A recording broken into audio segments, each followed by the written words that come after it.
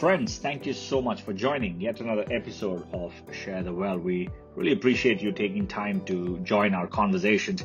It's been wonderful for me and for the team to bring these conversations to you. It's been absolute pleasure, and just meeting with my friends and talking about their lives has been a phenomenal journey for us over this past 7-8 months. So today's conversation is with Jerschina, who is the Chief Operating Officer for New City Kids, and John's George, who you probably have heard, some of you who've heard, but John's works with a school which is in the deep jungles, I would say, of India, working with the tribals. Both of them, though polar opposite when it comes to locations, one is in the US, the other one, in India. Their work is to empower kids that are disenfranchised, right? So that, or disempowered, or, in poverty, backward in terms of socio-economic status. So, you can overlay some of these paradigms, but both of them are working to help these kids break away from the cycle through education and empowerment. So in that sense, I see commonality between the two.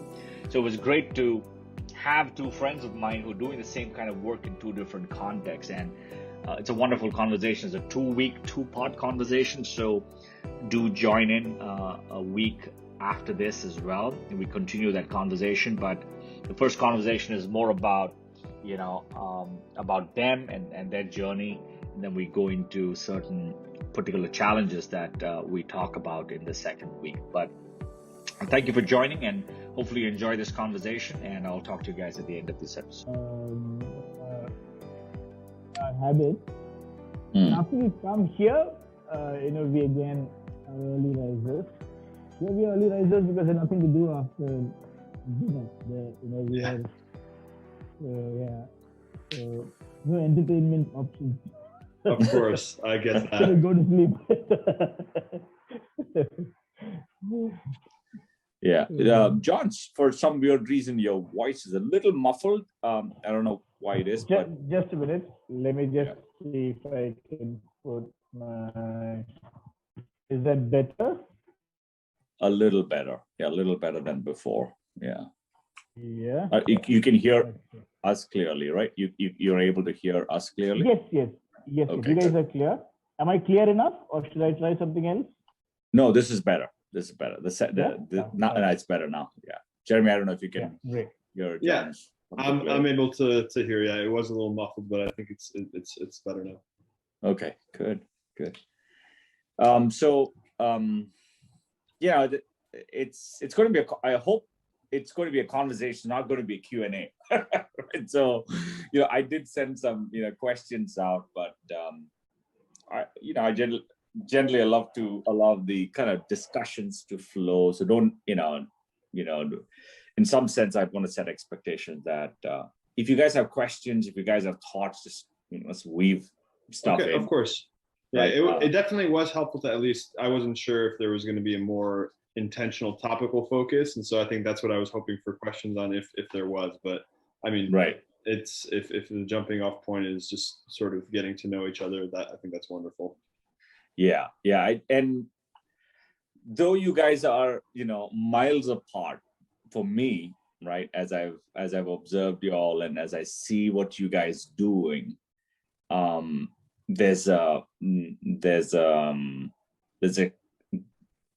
the purpose is kind of the same as I see it, and it's quite fascinating, and we'll kind of discover that, as we go along. It's fascinating to see, but it's also, I think, connected to the roots of the faith that that you guys have as well. So we'll kind of explore a little bit of that, and I'm really excited. So maybe as I always ask people who do come to have this conversation, we're getting to close to 1,000 downloads. I don't know if it's a big deal, but it's a That's big exciting. Deal. Yeah, it's exciting. It's like the first triple digit downloads. It's not bad, we didn't expect any of that, but we're slowly starting to get there. And our RZ episode, I think, is scored kind of, scoring, getting to 80 or, getting to 100, or 25 episodes, 25, 27, 28, I don't know how many now. So I'm excited. I think the feedback that we're getting from individuals as we can affect them positively has been really, really encouraging. So we pray that this will also, lead to somebody being encouraged. One person, right? That's our target audience. We're not looking for millions, but we're looking for the one person who can be encouraged. Anyway, so why don't you guys introduce yourselves and, tell a little bit about yourselves personally and what you do, and then we'll go from there. Yeah? Johns, you want to go first? Okay, sure. I'm Johns. I'm married to my wife Suja, and we have 2 children. We have a son, Jerschina, who's right behind me, who's 11, and they're saying hello to you. Hello, how are you? And and my daughter, who will be 7 in 2 days. She's very excited about it. Oh, fantastic! Yeah. And I work here as a teacher in a rural school. We are very remotely located. We work among the tribals here. So, that would be a short, crisp introduction. Yeah, well, that's awesome. And I'm Jeremy. Birthdays are also a big deal in my household. We have three little girls.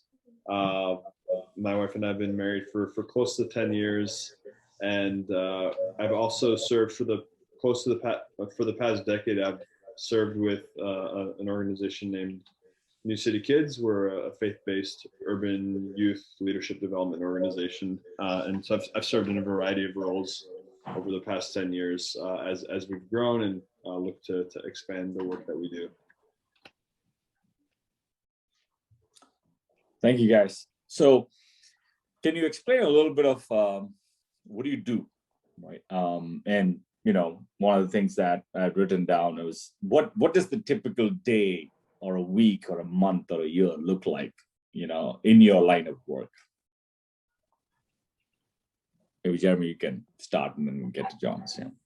It's definitely looked very different in each of the 3 roles that I've served in.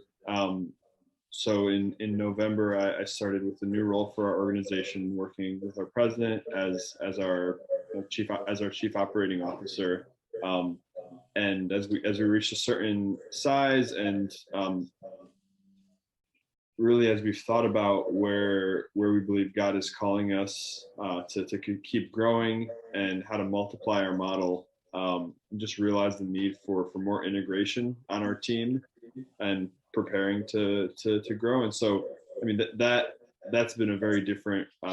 Formerly, I served as an executive director and a planter of one of our ministry sites. And so, I think my day-to-day is probably defined in large part by working with members of our team, whether it's frontline staff who are doing day-to-day ministry with children and teenagers in a variety of communities where New City Kids is serving, to working with members of our support team to help empower and support the work that our frontline ministry teams are doing. It's a lot of project management, coordinating work, making sure that our strategy, our structure, and our culture are aligned to grow healthily together, and enable us to reach students in a deeper way and new students who aren't yet part of our communities. So day to day is hard to define. There's definitely there's a lot of variety of activities, but it's a lot of it's focused on aligning the team that I work with and the teams across New City Kids to work in a concerted way towards our kind of big annual goals to empower the frontline ministry that goes on. Yeah, thank you. John, how about yours? Yeah. Well, line of work and a typical day would be, like a typical school teacher's role. So I teach geography. That's my main subject, and I also teach something called, we have a 30 minutes each day of something called circle time, where the teachers are allowed to teach from scripture. So those are two things that I teach at school. So typically we have classes throughout the day, but I think what adds more value to a typical day would be the opportunities we get to speak to individual students, especially to instruct them in the ways of the Lord, and to see some of them, at least, or rather few of them, come to know the Lord. So those conversations, which happens, every now and then, are also quite an important part of the day. So yeah, apart from that, it's quite ordinary teacher's role. So, yeah. Well, I see it. There's a map that the geography teaching explains perhaps the map of India behind you. I didn't realize with my time zone comments I was speaking to an expert. Yes, there is a map behind me. That's my son's homeschooling, part of his homeschooling. I see. Stuff. So yeah. But yeah, we do have the same map at school too. We've when in my first role with New City Kids, I dabbled a little bit in teaching geography. A lot of what we do is teaching through encoding it in music and then having our youth present it. And so, yeah, I've been part of groups or that have written songs about the geography of North America. We've covered the entire Mediterranean rim. I wrote a few rap songs to teach the geography of different regions. One of our highlights is the 30 most populous countries in Africa. A few members of our staff got together and wrote a pretty great song that then our kids across our ministry have learned. So it's really fun. I love, obviously geography is more than just where countries are placed, but it's definitely a fun way of getting young people kind of a broadened understanding of the world and their yes, the largeness of it, especially. Yeah, it is. Yeah, that's amazing. So in your line of work, what's the most exciting thing that you guys experience? And we'll come to another question that I have in my mind is, who are the people, or what is the kind of people that you are actually rendering your service to, right? And why did you guys choose that?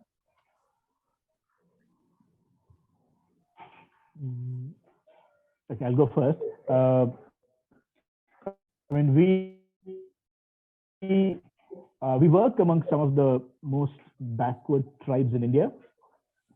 So the only tribes which are more backward than the ones that we work among are the tribes in these, sentinelly silent.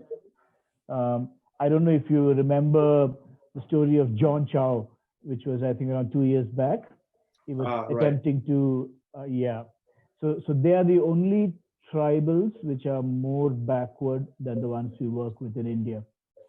So, so one of the tribes that we work with, they're called the Bondas. They're the most backward tribe in mainland India. So that anybody in that tribe who's over the age of 40 still are half-clad hunter-gatherers. They have this old, bow and arrow and go into the jungles to hunt for animals. and they still eat, whatever they can hunt, they eat, so that they have a very, very exotic diet. So, that's one tribe that we work with. There are a few more tribes similar to them, but not as backward. They live up in the hills.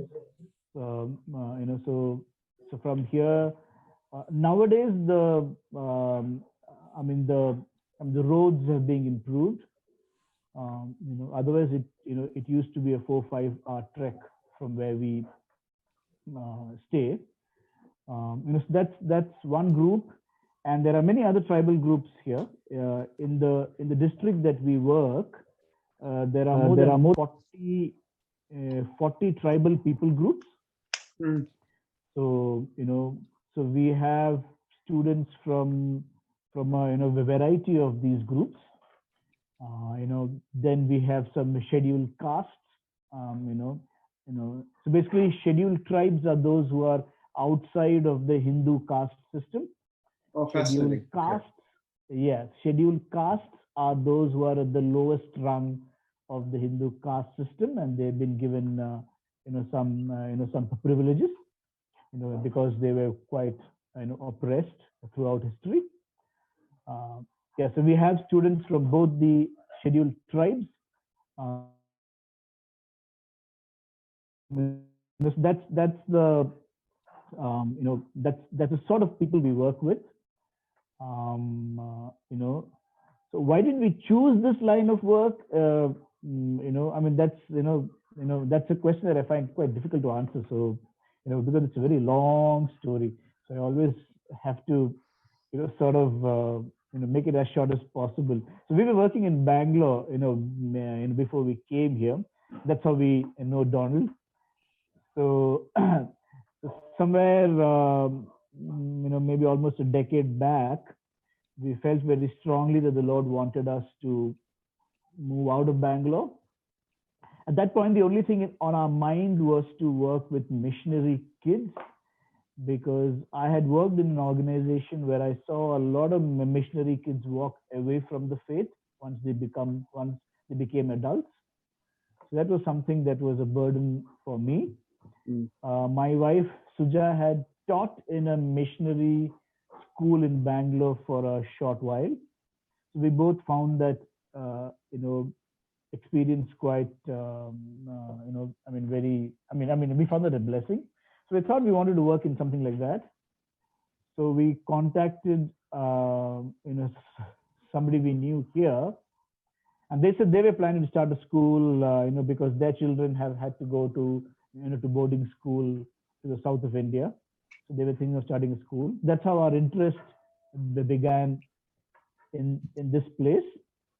That's how we joined. But once we joined here, the Lord has opened the. So yes. So therefore, when we joined, our our scope of interest was very limited. We wanted to work among missionaries' children, so that they don't have to go to boarding school.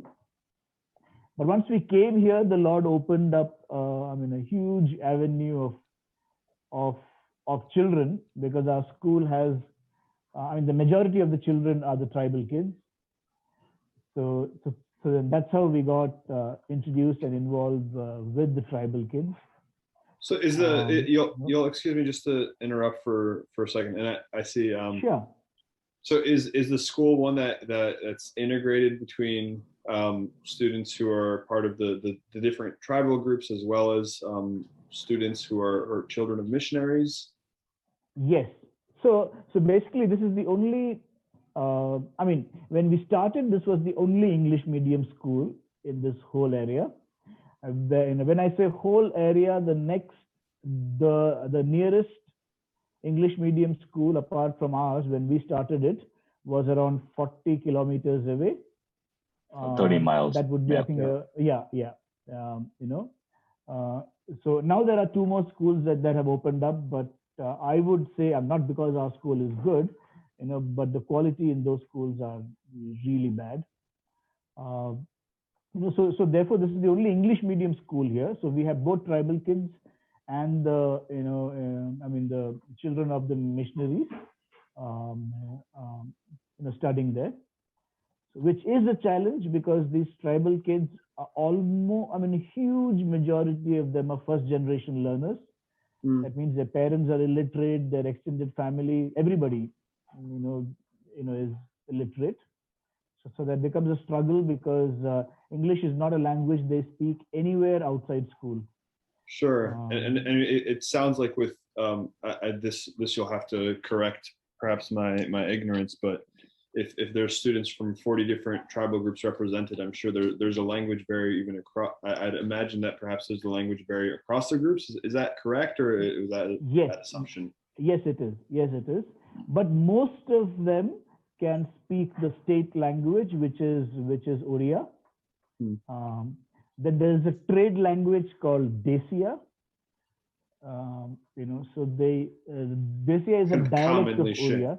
Yeah. Yes, yes. So then if you know Oriya, you can understand Desia, although not 100%. So they would either speak Oriya or Desia, but they have their own tribal languages also, which are very different from the state language. Sure, I'm sure, especially in that kind of geography, in a hilly area, a lot of those sub languages can develop pretty quickly over time. Yes. Fascinating. Yeah. Yes, that's the that's yeah. It's great, Johns. Yeah.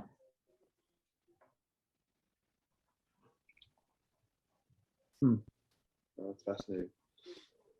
What kind of, I mean, so I'd love to hear from you a little bit more about what the dynamic between the different student populations you have in your school. What does that look like, and what kind of perhaps unique opportunities and unique challenges does that provide, for you as an educator and as someone who's looking to also share the gospel in that group? Yeah, actually, one of the exciting things about having a school like this is that because many people groups are represented in our school. So then, in a sense, you have a captive audience of many people groups. Sure. And they are with you for at least 10 to 11 years. So then, I mean, that's an opportunity which is, rare, extremely rare, because they join us in preschool, which is when they are 3 to 4 years old, and they are with us at least till 8th grade. Some of them till 10th grade, so therefore that's very exciting because you have these many people groups. Some of them are quite hostile to the, to anything to do with, Christian, anything. And if they hear, they're quite hostile, but they want their children to study in English medium schools, And so they all have to sign a declaration saying that we know that they will that my child will be given Christian instruction and we are okay with it. So we are deliberately very vague in the term Christian instruction. So that gives us freedom to say whatever we want to say.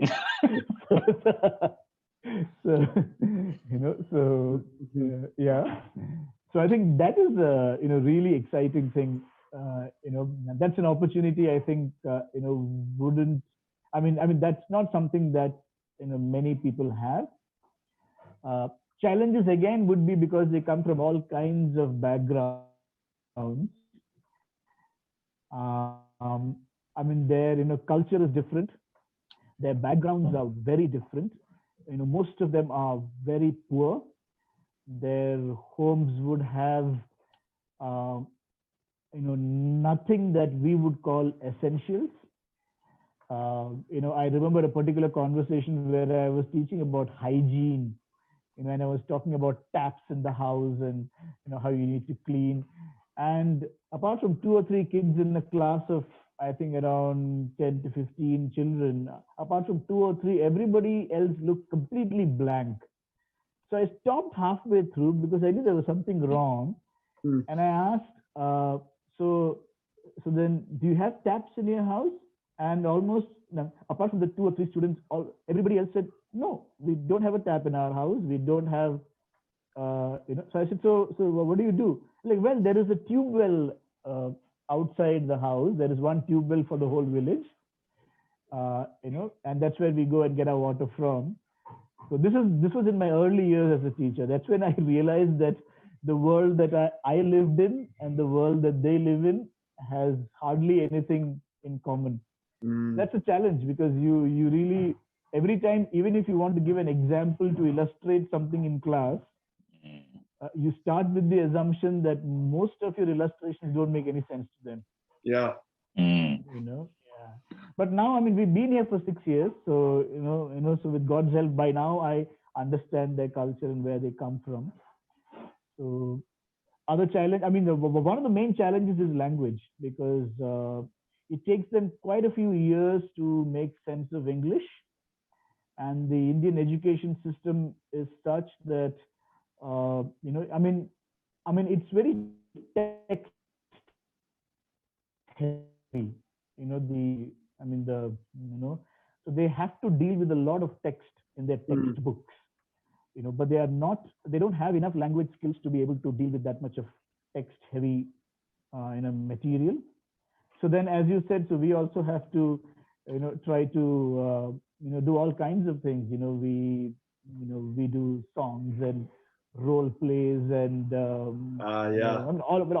all kinds of stuff because you just have to trust the Lord that He will give some wisdom to teach them. So yeah. Mm. Yeah. Yeah, there's definitely breeds a need for creativity. I Yes, wonder, yes, yes, yes. one of the things I'm also curious by, given I mean, it sounds like you talked about the different designations of some of the tribes, in the social structure, and the fact that there's also students that come um, from different economic backgrounds. I mean, do you observe the kind of the social dynamics? How do the social dynamics of some students who are growing up in households that are more impoverished to those that are coming from perhaps families that are more well established? Or I assume that um, there's a little bit of a spectrum in the economic status of the different families that participate in the school. How does that translate in work, and I'd be fascinated to hear Yeah. how you see that. So the yeah. So then in the school, majority would be from an like a poor, impoverished background. Maybe, I mean, we live in a situation where we missionaries would be at the top of the The social ladder, so to speak. economic, Yeah. yeah, the social ladder, social and economic ladder. So everybody looks at us thinking we are like really, really rich. So, so so then, and apart from that, we have a few. I mean, there's a really, really small town close by.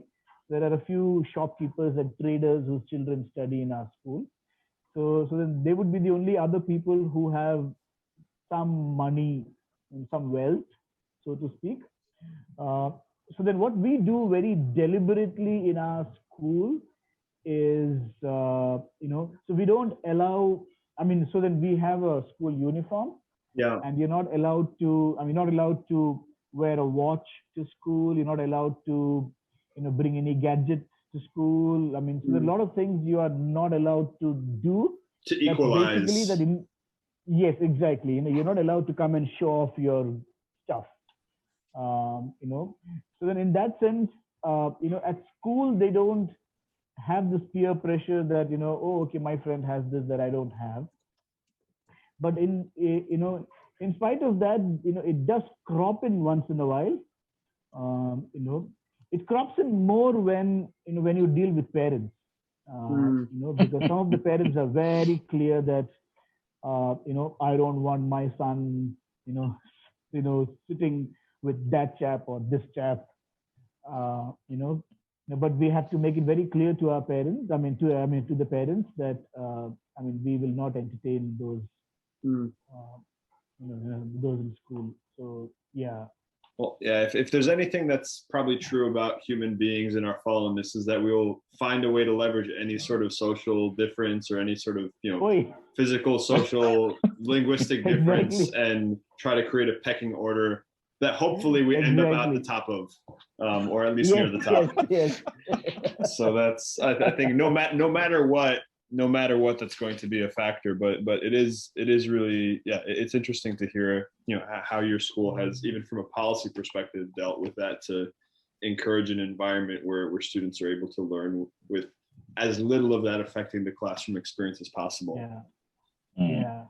Actually, so much so that we provide for the school uniform material, because we don't want even that to be, because otherwise if you have a more generic school uniform that they can go and buy their own material, then you'll have some wearing cheap cotton and others wearing expensive cotton, and then some who will buy silk. And so we want to be very clear that no, we will give you the material and this is what you wear. Yeah, that's fascinating. That's so, yeah, that's so fascinating. Yeah, where you have you're being kind of socialistic in your approach, right? So you're like, this is in a democratic setting, right? So it's fascinating. The principles kind of being, everybody being equal, right? Yeah, there's in certain, yeah, that's.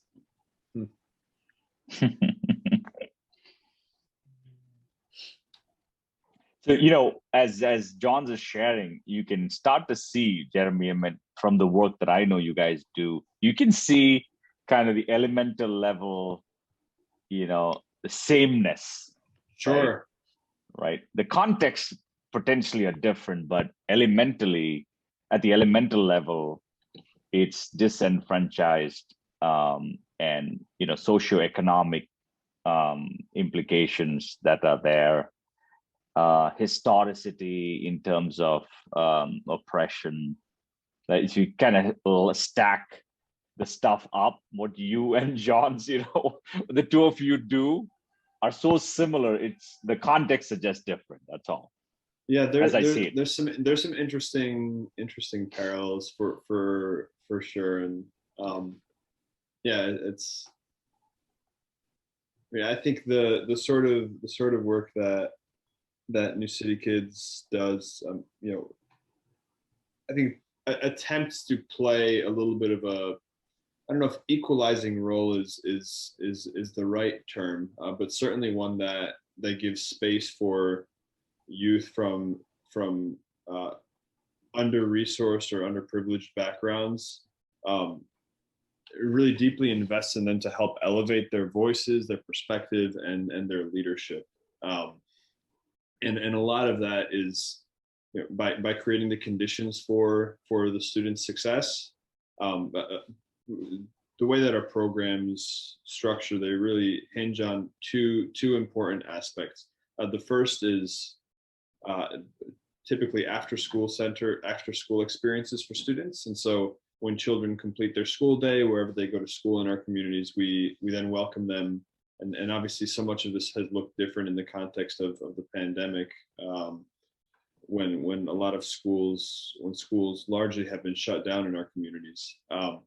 But our traditional programming has typically centers on students coming for an after school experience. Students between the ages of 6 and 13 will come to an after school center for 3 hours a day, 4 or 5 days a week, where they're participating in the sort of academic enrichment around topics like geography or math or reading, depending on the focus of the team, on spiritual growth and musical and creative development. So a big focus on music and teaching children how to play instruments. But what's unique about how we do that is really leveraging, you could say, indigenous leadership, the leadership of students that are just a few years older than near peers, to do the primary instruction. So rather than relying on a large professional staff or a cohort of volunteers coming from outside of our communities, we believe that the most powerful restoration of those communities can come from within them. And so we hire high school students and we employ them as staff, and we train them. We give them space to put all those teenage energies into a focused direction, to provide responsibility, accountability, and the ability to do good, reinvest in your own neighborhood. And it's really powerful as our teenagers become the leaders of the younger students. They become their mentors, they become role models, and all along that journey, they themselves are getting invested into by a staff of mentors who are introducing them to faith, who are providing them academic support, and giving them space to develop their voices, and put them on a pathway towards their future. So it's a lot of that function. I mean, I definitely see some strong parallels in kind of thinking about, the social context in which some of the students that we serve live in, and the kind of intentional work that needs to be done, which in your context, John, it sounds like is at least in part accomplished by some of those, even something as simple as dress code policies and standardizing the materials for student uniforms. Again, it's so fascinating. I probably could talk about that for a while, but I won't. To the kind of work that we do in elevating the leadership of a group of students who perhaps don't have the same kinds of opportunities as their peers do in wealthier communities. Often, which wealthy communities, which sometimes are in neighboring towns. So we don't have to go 40 kilometers away. You can go sometimes a few blocks away, and see those significant disparities, which are more common obviously in urban areas. As you just cross a town or a geographic barrier, all of a sudden you're in a much wealthier, or sometimes less wealthy community. And John's might recognize, it's like Mumbai, where you have like high rises, and then you have slum areas. It's in the same road. Yeah. It's on the same road, right? Yeah. So yeah, and there's social rules about, as soon as you cross this place, like, it's almost like there's a complete different set of expectations at times. Right. Yeah, I mean, including policing. Right. Right. Yeah. Right. The level of attention, care, what's focused on and what's not, for sure. Yeah. Fascinating. For me, when I came across what you guys were doing in the town that you guys were doing, is I was driving through that and I was like, this feels like India to me, once actually accidentally, I actually drove through that, the town. And I'm like, wait a minute, this kind of gives me like, kind of a impoverished neighborhood in India. In fact, I felt actually, I grew up in an impoverished, town, or, the town limit in India. It felt worse, actually. I don't know which area I can represent to you, John's, from in Bangalore. I don't know. I can't even kind of think of the area that I can represent. And it was shocking to me, and it was shocking that something like that could even be in such a developed country like the US. I mean, I'd say we're probably top 3, right, in terms of the developed countries, right? So it's fascinating. Yeah, I think one of the choices that my wife and I made when we first started serving with the ministry, and we're serving in Jersey City, New Jersey. We lived right in the neighborhood where our ministry was serving, and as we then moved to Paterson, New Jersey, to start a site of New City Kids there as well, made the choice intentionally to live in the neighborhood as well. And for the 5 years that we were in Paterson and I was leading that team, where we lived within walking distance, typically a 5 to 10 minute walk from where our after school center was, from where children and teenagers lived. And I think one of the beautiful things that living in context, in that context, affords you is the ability to perhaps never understand the context as someone who grows up there, but at least develop an appreciation for the obviously the challenges in any under-resourced community. Those things are fairly easy to point out for an outsider, right? Very quickly you can drive through and say, oh, or walk through and say, this isn't like the town that I live in. And some of those things are very visible, often painfully so. But one of the beautiful things that also living in context provides you the opportunity to is to develop an appreciation, or I wouldn't even say living in context, investing meaningful time in the places that you serve.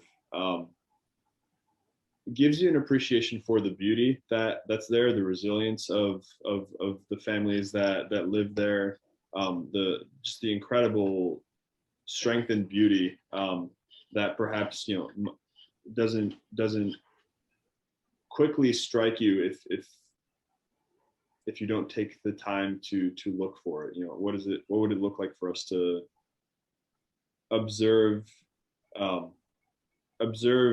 neighborhoods and communities like that with an eye towards their assets? What gifts are there? What opportunities are there? What strength is already there that could then be leveraged by that community for its own growth and development? Yeah, agree with that. And I think growing up poor and also observing the poor, I see there's more openness generally to people. There's more, actually, I'd say people are willing to share more than as you move up the hierarchy, right? In terms of wealth. So yeah. I mean, there are dynamics that we could only find in certain communities that you might not find in other communities, and you're more clamped up, I think, as you kind of move up the socio-economic curve. Yeah, I mean, you can see, right, the density of population. If you draw it on the if you actually put towns and cities in the socio-economic ladder, you will start to see the density of the population itself show up, right? You have bigger, larger houses further away from one another than, so if you actually map it out, you probably see it'll become visible of how apart people become, and how I think it you kind of recede or regress back into yourself rather than progress into another person. It's fascinating. We do have a geography expert on the call, so he could probably confirm any kind of correlation between wealth and population density. Yeah. But what do you enjoy most, Jeremy? What's that? What brings you joy? Right. That's one of the things that. Yeah. Again, I think it's different depending it's different slightly. Depending on my seat on our team. One of the things that I think has been consistent is, and Johns, you alluded to this as well when you shared that many of your students are there with you for 11, 12 years in some cases. There are students who joined our program in second grade when I first joined our team. So they were maybe 6, 7 years old, who have continued with our organization, who have walked through all of after school center, and then were hired to work on our teen staff, and are now they're in the final years of high school. They've been accepted to colleges. I've seen our alumni go off to college. I've seen some of them even come back and begin to do internships and work with our team on our staff, reinvesting into other students in the same way. And I think that time horizon, being able to see what consistent investment in the whole person over time, how in the aggregate that can be so powerful in building in supporting the growth of someone's relationship with God, someone's the activation of their capacity, the development of their leadership, all those things together, just being able to see that journey and supporting it, whether it's from providing a great after school center experience to leading a team of program staff who are putting together programs and with your feet on the ground, trying to find, connect with families and encourage students to join the team, or raising funds to enable those kinds of experiences to happen, to now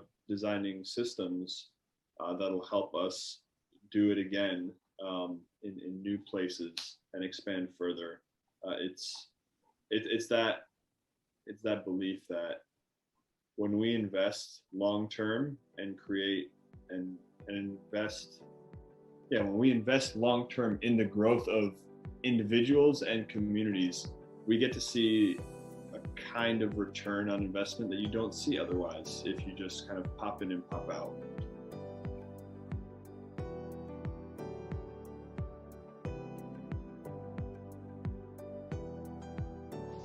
Thank you so much for joining the conversation. Hope it was encouraging. It was a great encouragement for me. It was fascinating that it probably will top, will be for me the top, 4 or 5 conversations that I've had till now. Obviously, I want to have, more conversations as we go along here, but it will definitely be in the top 5 for me. So hope you enjoy the conversation. If there's anything that you want to reach out to us, feel free. We also tell you, if you like these conversations, forward it to one friend of yours who might like it and who might be encouraged. One friend who's looking for some level of, a push or urge or motivation, whatever you want to call it, pass it on. And if you're interested to write to us, do write to us. You can get to us using our website or the platform that you are currently using for your streaming your podcast. You could do either way. So if you want to get to us on our website, it is www.sharethewell.community. Thank you so much for your time. God bless. Have a wonderful weekend.